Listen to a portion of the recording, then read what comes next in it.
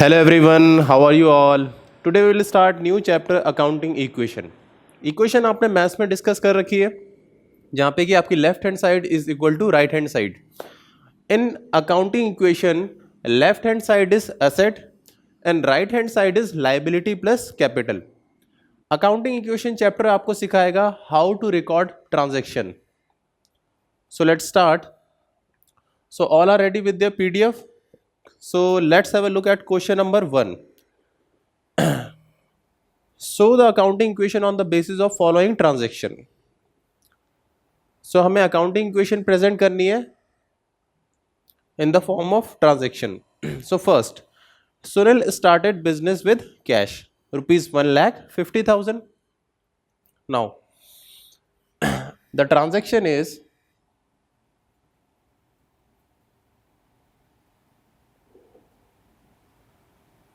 the first transaction. Sunil introduced capital.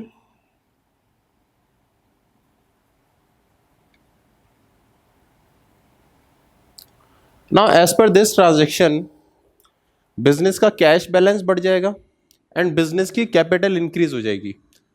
Accordingly हम note down करेंगे cash को under asset. Cash, business का cash balance बढ़ गया है 1,50,000 से.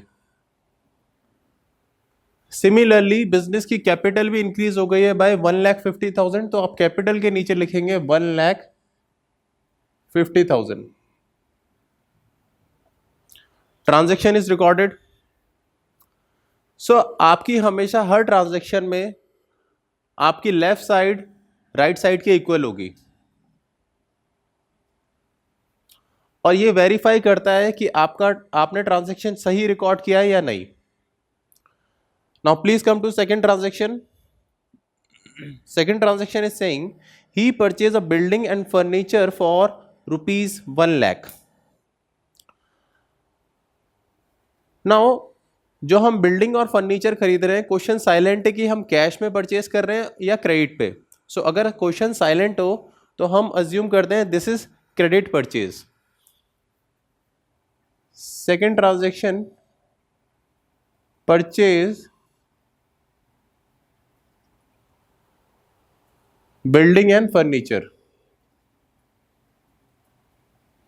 Building and furniture. Now building furniture business के लिए asset है. So under asset आप लिखेंगे building and furniture. Value is 1 lakh.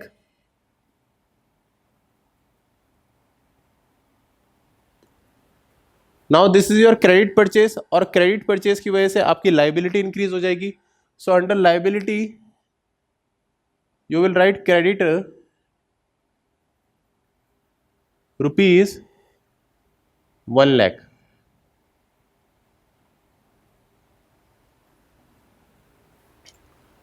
After second transaction business की सिचुएशन एनालाइज करते हैं. सो बिजनेस की सिचुएशन है कि बिजनेस के पास कैश बैलेंस है 1,50,000. बिल्डिंग एंड फर्नीचर है 1 लाख रुपीज का.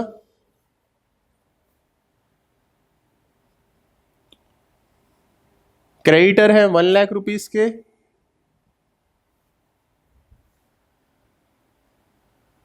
एंड कैपिटल बैलेंस है 1,50,000 का.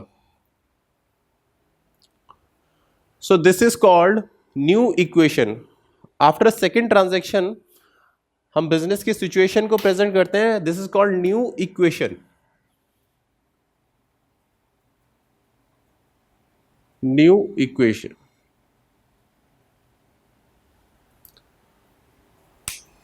So even you can verify left hand side is equal to right hand side. It means आप ट्रांजैक्शन सही रिकॉर्ड कर रहे हैं.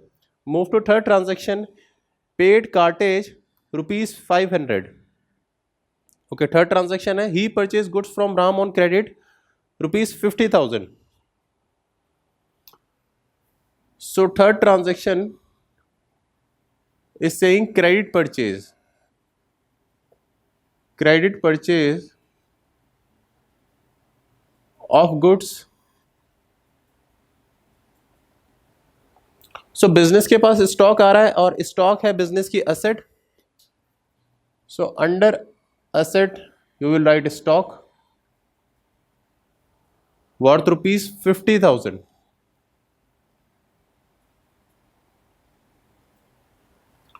क्वेश्चन मेंशन कर रहा है ये आपकी क्रेडिट परचेज है, इट मींस आपकी लाइबिलिटी इंक्रीज हो जाएगी. अंडर लाइबिलिटी हमारे लाइबिलिटी है mister Ram worth ₹50,000.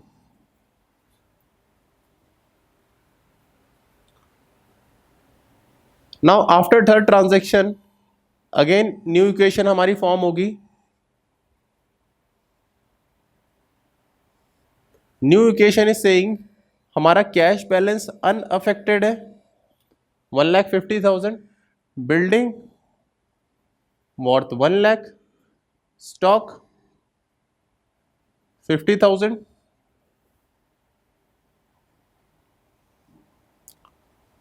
Creditor 1 lakh. Now Ram को हमें पे करने 50,000 and capital is 1,50,000. These creditor are unknown creditor, हमें नहीं पता कि ये कौन से क्रेडिटर है. दीज आर जस्ट क्रेडिटर, कोई नाम मेंशन नहीं है क्वेश्चन में. Now four transaction is saying he paid cartage 500. Paid cartage. Now अगर कार्टेज पे करेंगे तो कैश बैलेंस कम हो जाएगा. सो कैश बैलेंस के नीचे आप -500 करेंगे. Now cartage is a transportation expense and expense की वजह से बिजनेस की कैपिटल कम हो जाएगी. सो अंडर कैपिटल आप सब्सट्रैक्ट करेंगे -500. सो बिजनेस के जो भी एक्सपेंसेस हैं वो बिजनेस की कैपिटल को कम कर देंगे. So new cash balance is 1,49,500. Building and furniture worth 1 lakh. Stock 50,000.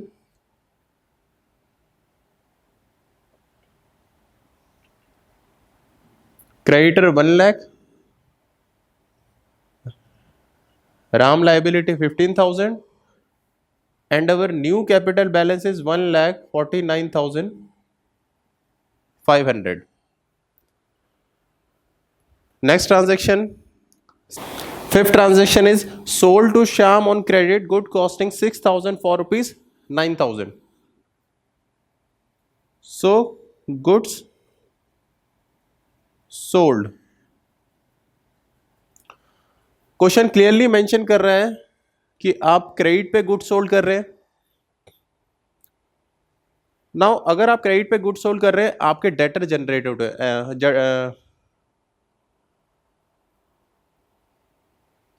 Now question में क्लियरली मेंशन है कि आपकी क्रेडिट सेल हो रही है. ड्यू टू क्रेडिट सेल आपके डेटर जनरेट हो जाएंगे and debtor is asset for the business. So under asset you will write debtor और डेटर का नाम क्वेश्चन में गिवन है. It is Shyam. Shyam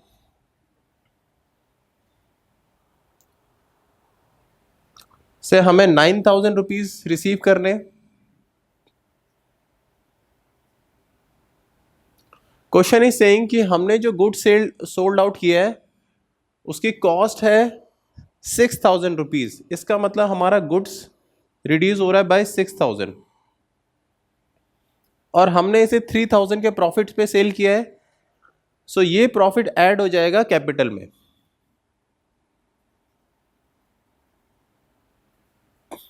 so always remember कि प्रॉफिट कैपिटल को इंक्रीज कर देता है और लॉस या एक्सपेंस कैपिटल को डिक्रीज कर देता है. Accordingly our new equation is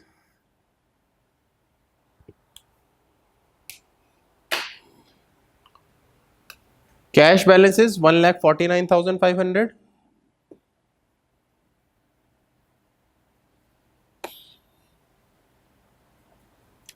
building and furniture 1 lakh.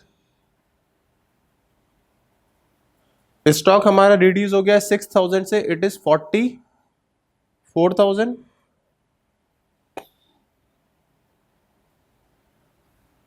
Shyam is our new debtor 9,000 rupees.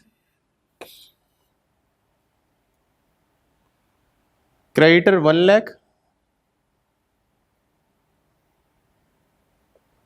Another creditor mister Ram 50,000. And हमारा कैपिटल बैलेंस इंक्रीज हो गया है, it is 1,52,500. Move to next transaction. It is 6th, receive rent from tenant rupees 1,000. Receive rent from tenant. Now हमारा cash balance increase हो जाएगा by 1,000. And जो business को rent मिल रहा है किराएदार से, that is income. So income capital में ऐड हो जाएगी. It is 1,53,500.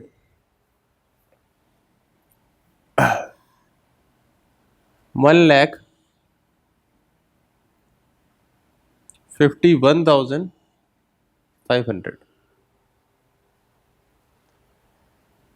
And rest of the part is remain unaffected 1 lakh. Building and furniture stock 44,000. Debtor 9,000. Creditor 1 lakh. Another creditor worth 50,000. Now dear student, there is a question for you कि हमारा यहाँ पे जो profit हो रहा है हम इसे कैपिटल में ऐड कर रहे हैं और जो हमारा एक्सपेंस है हम इसे माइनस कर रहे हैं. What is the reason? The reason is very simple.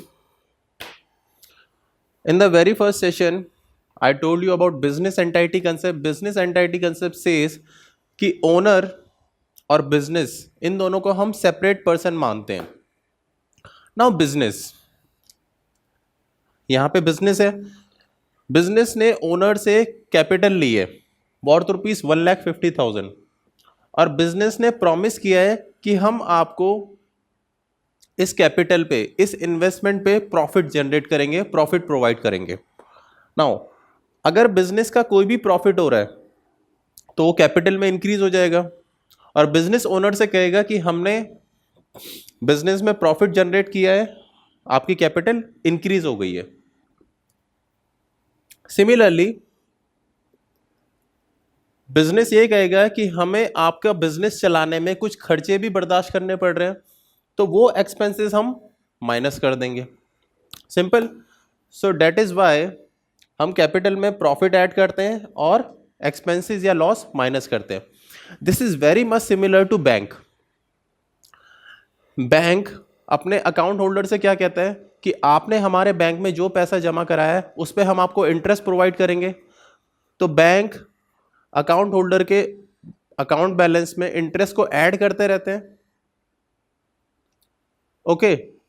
तो इस वजह से अकाउंट होल्डर का जो बैंक बैलेंस है वो बढ़ता रहता है क्योंकि उसमें इंटरेस्ट ऐड ऑन होता रहता है. So it is a kind of income for the account holder. Similarly bank charges भी काटते हैं. तो बैंक चार्जेस काटने की वजह से अकाउंट होल्डर का बैंक बैलेंस कम हो जाता है. Simple. Next, move on to next point. 7th, receive security deposit from tenant. Receive security deposit from tenant.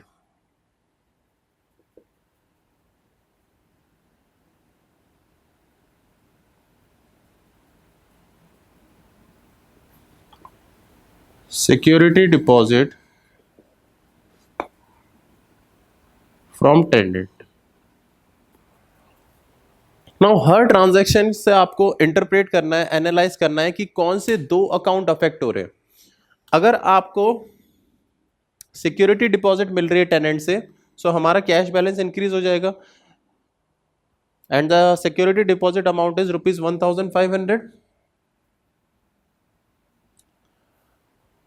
Now what is security deposit?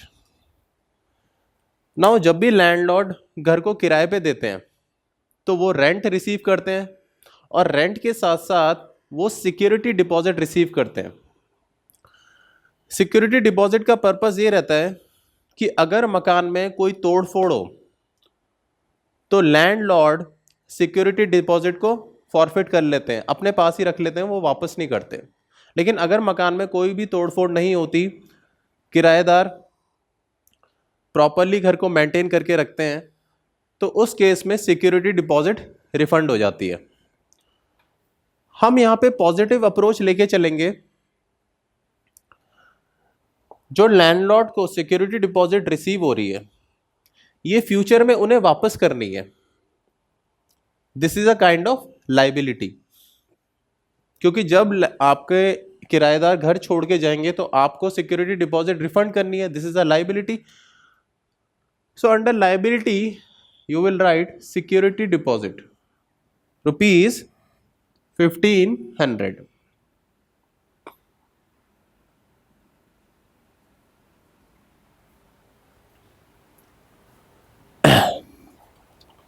So all the points are clear to each and every one. So यहाँ पे एक rectification है. This is 1,50,500 plus security deposit cash 1500. Move on to next point. Point number 7.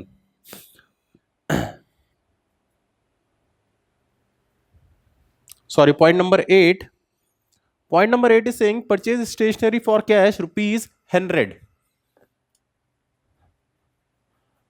Now how to record this transaction?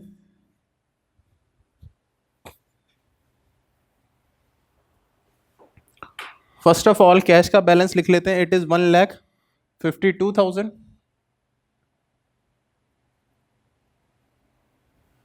Building 1 lakh.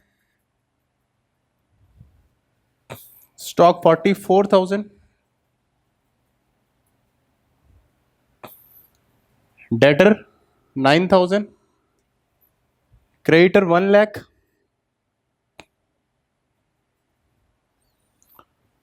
Creditor Mr. Ram 50,000. Security deposit 1,500. Capital is worth ₹1,53,500. Eighth transaction is saying purchase stationery. Purchase stationery worth ₹100. सो हमारा cash balance कम हो जाएगा -100।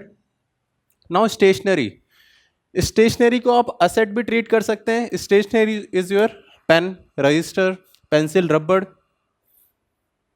Now if we implement materiality concept, materiality concept ये कहता है कि business में आप वही चीजें रिकॉर्ड करेंगे जो बिजनेस में मैटर करती है।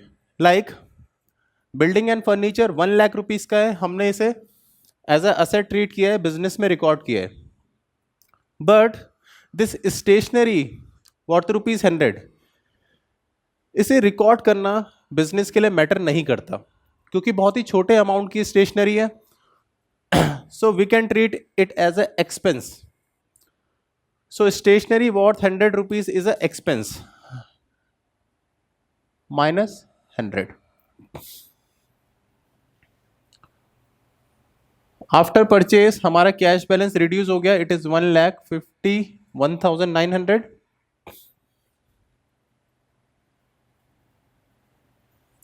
building furniture unaffected 1 lakh,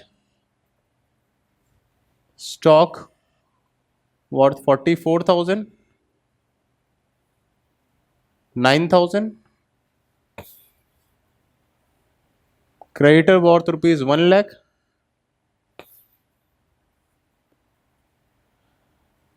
debtor RAM 50,000, security deposit 1,500, and capital is 1,53,400. Moving to next transaction, invested in share personal worth 50,000.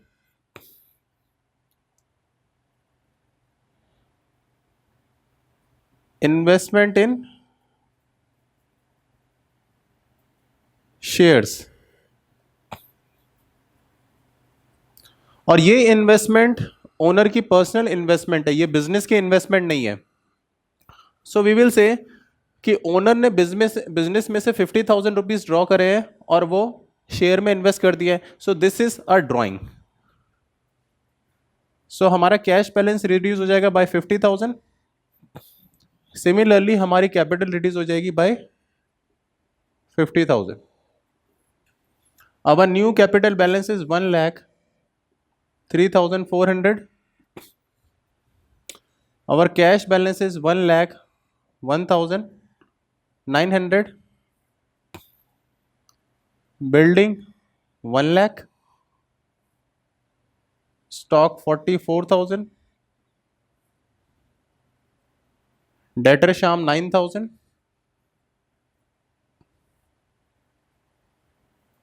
Creditor 1 lakh.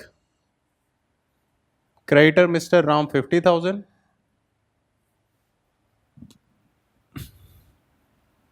And security deposit 1,500.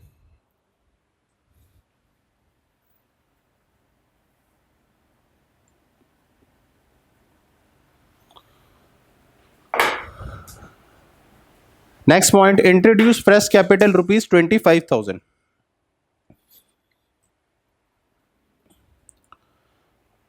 Now this is similar to the first transaction. Owner ने business में fresh capital introduce करी है. सो 10th transaction is introduce fresh capital. So our cash balance 50,000 से increase हो जाएगा and our capital 50,000 से increase हो जाएगी.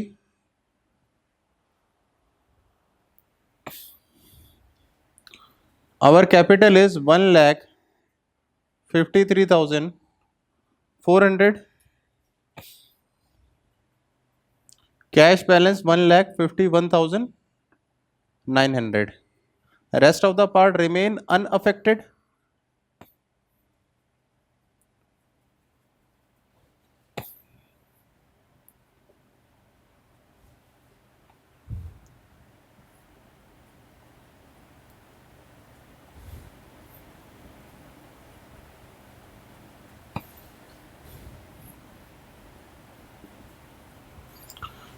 Next transaction is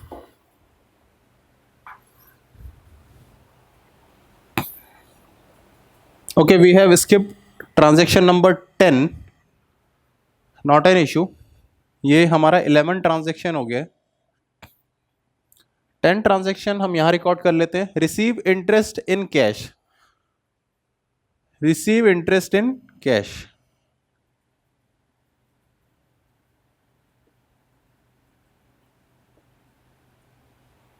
सिंपल हमारा कैश बैलेंस इंक्रीज हो जाएगा by ₹200 and interest is income for the business. So हमारी capital also increase by ₹200.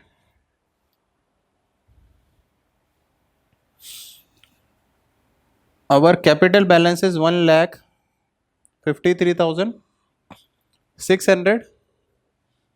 Cash balance is 1,52,100.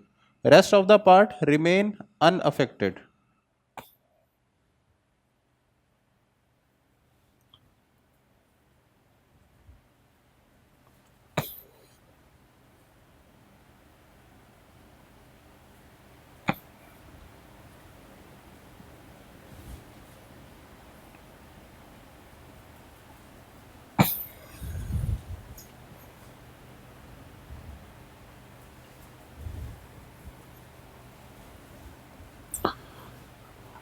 The last transaction is transaction 12th, goods destroyed by fire. Goods destroyed by fire. ना हमारे stock की value कम हो जाएगी by ₹500. Similarly हमारा capital, this is a loss, so हमारी capital भी reduce हो जाएगी by 500. New capital balance is 1,53,100.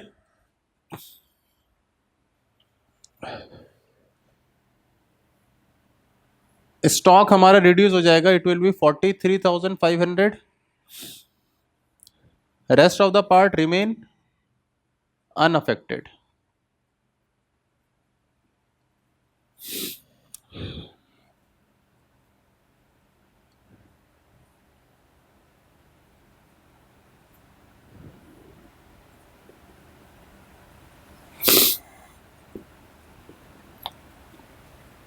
So question number 1 is done. So it's very simple to prepare accounting equation. After this question, let's move on to next question, question number 2 in your PDF file.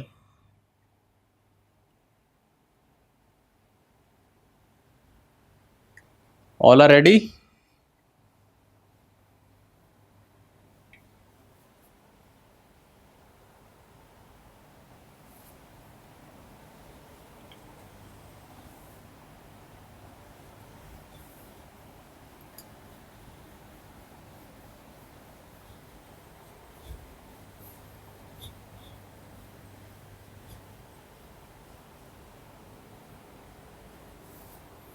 Question number 2. This is an advanced level question as compared to question number 1. Show an accounting question on the basis of following transaction. Mahapratap commenced business with cash ₹1,50,000, goods ₹60,000, machinery 1 lakh and furniture ₹50,000. So यहाँ पे mister महाप्रताप जो अपना business start कर रहे हैं वो cash में investment कर रहे हैं, यानी कैश की फॉर्म में कैपिटल लेके आ रहे हैं. अलॉन्ग विद दिस वो स्टॉक की फॉर्म में कैपिटल लेके आ रहे हैं, मशीनरी की फॉर्म में कैपिटल लेके आ रहे हैं एंड फर्नीचर की फॉर्म में कैपिटल लेके आ रहे हैं. नाउ ओनर के पास ये ऑप्शन भी है कि अदर देन कैश की फॉर्म में भी वो कैपिटल लेके आ सकते हैं. Now let's understand how to record this transaction. So first transaction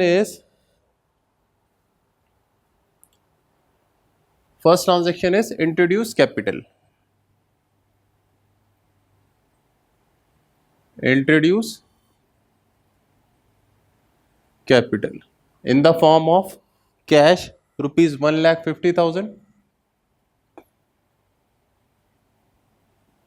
stock ₹60,000,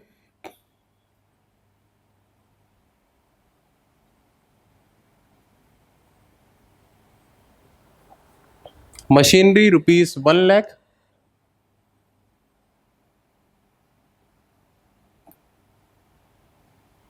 and furniture worth ₹50,000.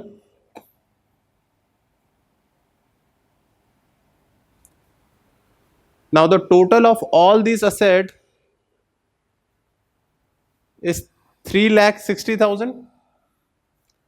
So 3,60,000 is the capital of the business. Move on to next transaction. 1/3 of the above good sold at a profit of 10% on cost and half of the payment is received in cash.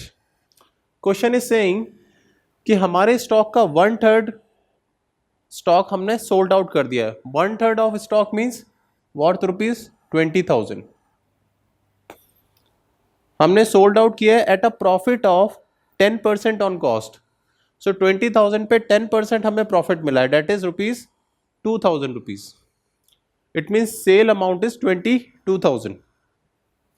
सो हमें जो ₹2,000 का profit हो रहा है capital में add कर देंगे इसे.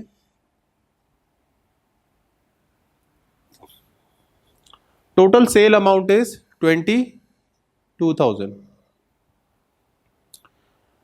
half of the payment is received in cash.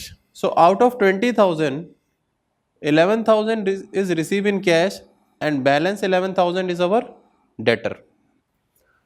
So under cash आप 11,000 ऐड कर देंगे and balance 11,000 is our debtor.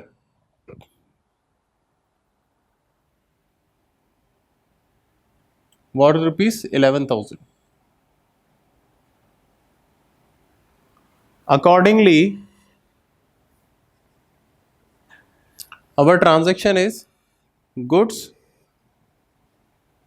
sold.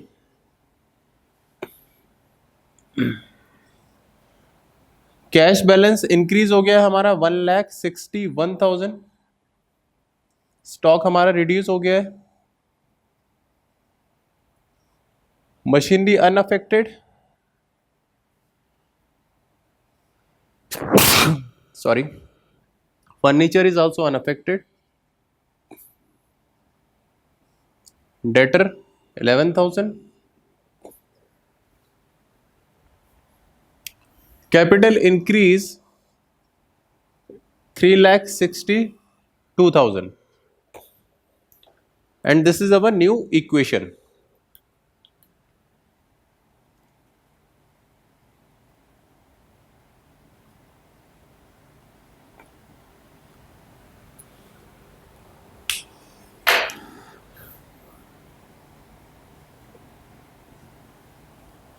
Third transaction is saying depreciation on machinery provided at 10%. Now depreciation is fall in value of fixed asset. जैसे जैसे हमारा time बीतता है हमारे asset की वैल्यू डिक्रीज होती है. So question is saying charge depreciation.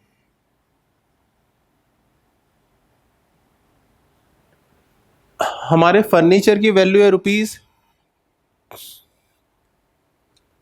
₹50,000. इस पे 10% डेप्रीशिएशन लगेगा, डेट इज 5,000. इट मीन्स हमारे असेट की वैल्यू 5,000 रुपीज से कम हो गई है. New value is 45,000.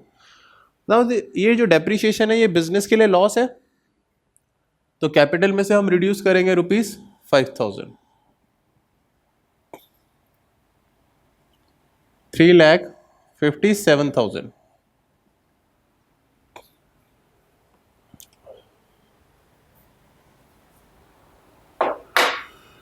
Our new accounting equation is cash 1,61,000 unaffected, stock 40,000 unaffected, machinery 1 lakh unaffected. Okay sorry, ये जो डेप्रीशिएशन लग रहा है ये मशीन पे लग रहा है. इट मीन्स मशीन की वैल्यू अफेक्टेड होगी 10% of 1 lakh, it is 90,000. Similarly यहाँ पे भी हम 10,000 रुपीज डिक्रीज करेंगे. 3,52,000.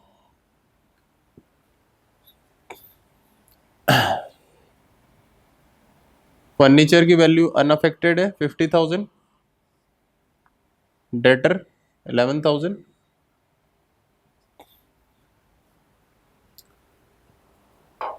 Move on to next transaction, cash withdrawn for personal use. It is simply drawing.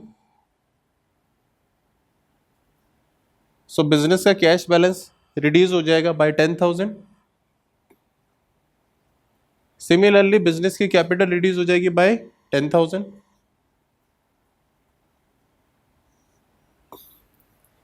Accordingly new accounting equation is 1,51,000. Stock unaffected, machinery 90,000, furniture 50,000, debtor 11,000.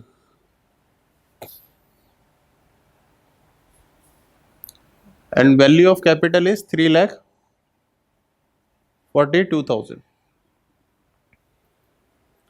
Next transaction is interest on drawing charge rupees 800. Fifth transaction is interest on drawing charged. Interest on drawing charged. Now this is the business, और business में से owner drawing कर रहे हैं, उस पे owner को interest देना है बिजनेस को. This is called interest on drawing. Now business को जो इंटरेस्ट ऑन ड्राइंग मिल रहा है, this is income. This is income for the business. So interest on drawing capital में ऐड हो जाएगी and it is rupees 800. Now owner will say कि जो business entity concept है, ये तो हमारा बिजनेस के कंटेक्स्ट में है.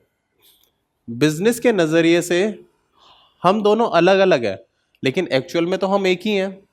अगर आप अपने फादर से कुछ पैसे उधार पे ले रहे हैं, तो क्या आप अपने फादर को इंटरेस्ट पे करेंगे? नहीं. सो owner will say in privately कि मैं आपको कोई इंटरेस्ट पे नहीं करूंगा. सो बिजनेस विल से कि हम इसे अब माइनस कर देते हैं, कैंसिल कर देते हैं अपनी इनकम को. This is the concept. So interest on drawing के कंसेप्ट में आप सिंपली पहले interest on drawing as a income add करेंगे, फिर उसे कैंसिल कर देंगे. अल्टीमेटली अफेक्ट क्या होगा? निल. हमारी कैपिटल अनअफेक्टेड रहेगी 3,42,000 and the balance is also unaffected. Cash 1,51,000, stock 40,000,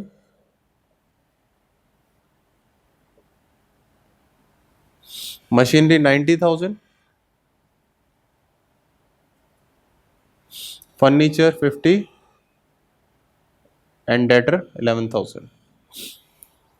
Next transaction is saying interest on capital allowed rupees 5,000.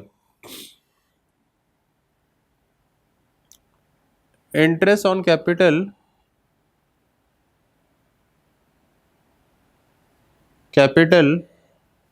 allowed. Now owner business में कैपिटल इन्वेस्टमेंट कर रहे हैं, इस पे ओनर को इंटरेस्ट चाहिए. This is called interest on capital. So business के लिए ये एक एक्सपेंस है. तो बिजनेस एक्सपेंस को कैपिटल में से माइनस करेंगे and the amount of interest on capital is 5,000. Now accounting point of view से there is a business entity concept. It means owner और बिजनेस को सेपरेट माना जा रहा है, बट प्राइवेटली बिजनेस ओनर से ये कहेगा कि आपने जो कैपिटल बिजनेस में इन्वेस्ट करी है, बिजनेस तो आपका ही है, मैं आपको इंटरेस्ट ऑन कैपिटल कहाँ से दूंगा? तो प्राइवेटली कोई इंटरेस्ट ऑन कैपिटल पेड नहीं होगा. सो ये जो एक्सपेंस है जो हमने माइनस किया है, अगेन ये ऐड हो जाएगा. So it will be cancel. So और capital will remain unaffected. So this is the concept. So interest on drawing and interest on capital का कैपिटल पे कोई भी इफेक्ट नहीं आता, but we have to record the transaction. Next point. Okay, new equation हम note down कर लेते हैं. Cash unaffected and rest of the part is also unaffected.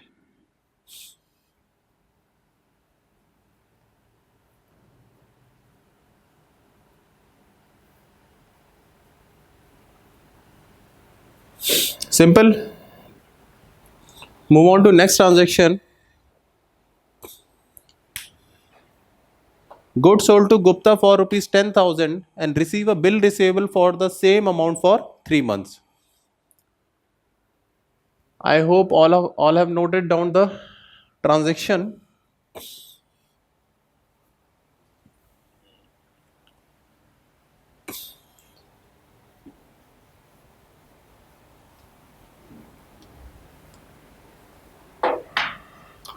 So cash balance is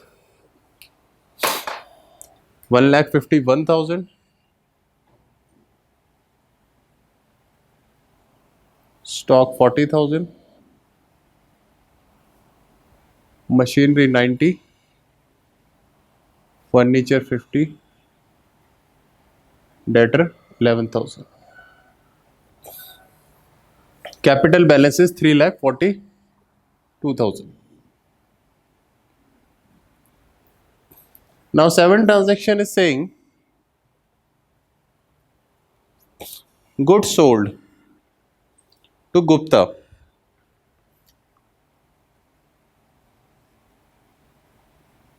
Goods sold for ₹10,000. तो हमारा stock कम हो रहा है bye ₹10,000. सो stock में आप रिड्यूस कर देंगे बाय 10,000. नाउ यहाँ पे हमें कोई इंस्ट्रक्शन नहीं दे रखी है कि हमें कितना प्रॉफिट हो रहा है. So we can't recognise the profit. हम प्रॉफिट नहीं पता लगा सकते. इन दैट केस हम कैपिटल में कोई भी प्रॉफिट ऐड नहीं करेंगे. ना क्वेश्चन इज सेइंग कि जो हमने गुड सोल्ड किया है उसके अगेंस्ट हमने एक बिल रिसीवेबल रिसीव किया है. ना what is bill receivable? Now whenever we sold good to customer on credit sale के केस में कस्टमर हमारे डेटर बन जाते हैं. These are our debtor. लेकिन डेटर से पेमेंट मिलना अनसर्टेन होता है. देयर इज नो श्योरिटी कि डेटर आपको फ्यूचर में अमाउंट पे कर देंगे. इसलिए फॉर श्योरिटी आप इनसे एक डॉक्यूमेंट पे साइन करवा लेते हैं. That is called bill receivable. इसमें कस्टमर अपने साइन कर देते हैं. Now this bill receivable is a legal document. इसके बिहाफ पे आप कस्टमर से पेमेंट ले सकते हैं legally. So bill receivable is the asset for business. So under asset, we will write bill receivable. Worth rupees 10,000.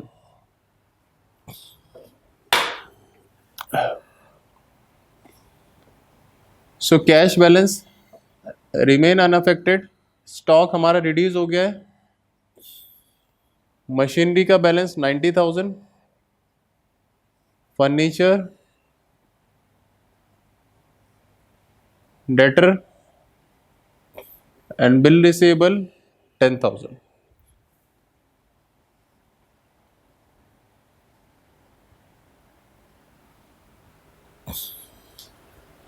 Move on to next transaction. 7th, receive 10,000 from Gupta against bill receivable on its maturity. So हमें bill receivable के against payment मिल रही है. इस document के against payment मिल रही है.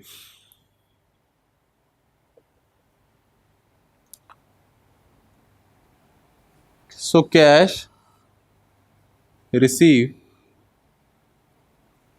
against bill receivable. So cash balance हमारा increase हो जाएगा बाय 10,000 एंड बिल रिसीवेबल हमारी asset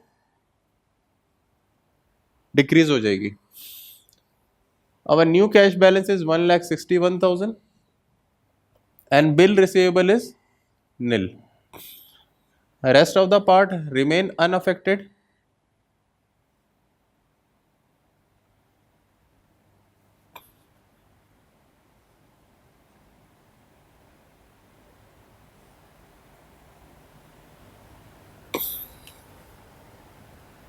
Capital is 3,42,000.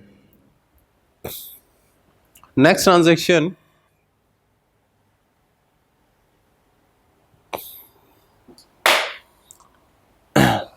is the last transaction. Purchase laptop for his son ₹30,000. Purchase personal laptop. We can say this is personal laptop. जो laptop लिया जा रहा है ये बिजनेस के लिए परचेज नहीं हो रहा, this is for personal purchase, ये अपने बेटे के लिए लैपटॉप परचेज कर रहा है।